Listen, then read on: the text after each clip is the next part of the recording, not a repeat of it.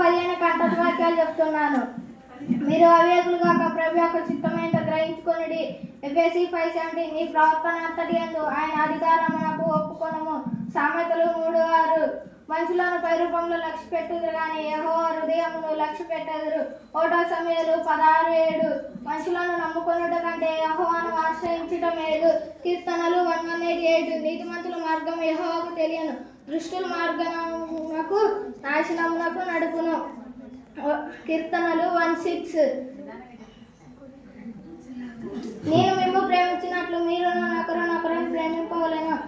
యోహాను 13:34 బాలుడు నడవలసిన త్రోవను వాడికి నేర్పుము, వాడు పెద్దవాడైనప్పుడు దాని నుండి తొలగిపోడు. సామెతలు 22:6 నీ బాల్యదినములందే నీ సృష్టికర్తను స్మరణకు తెచ్చుకొనెను.